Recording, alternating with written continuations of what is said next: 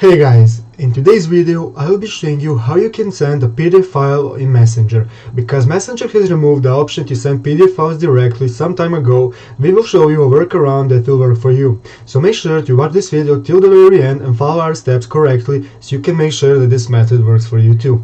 So guys, let's get straight into it. The first thing you want to do is go to the App Store and download the Messenger application if you haven't already.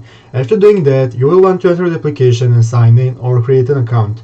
After doing that, you will open up the Messenger application where you can see all your chats and messages. We will want to pick the chat where you want to send the PDF file. Now guys, as I said, Messenger has removed the option to directly send the PDF files from their application. So we will have to first find the PDF file that we want to send and upload it to another site. We are going to use mediafire.com for the purpose of this video. You will want to go to mediafire.com and you will be greeted by this page. In this page you will see an arrow pointing forward, as you can see at the top point of the screen. You will want to click on this arrow. This arrow, after clicking this, will allow you want to tap the screen. This will allow you to upload the PDF file that you have downloaded and that you want to send. After that, after uploading the file, you will be able to see the file that you have uploaded.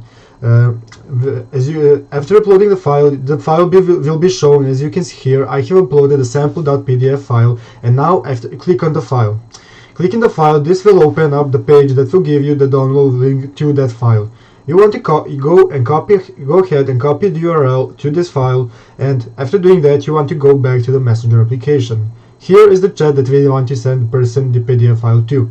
You want to go ahead and just paste this link into the chat. Go ahead and send this link.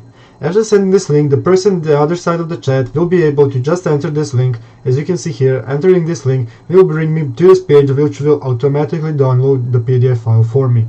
So guys, this is how you can use the Messenger application to send PDF files to your friends. Thank you for watching. I hope this video was helpful and take care.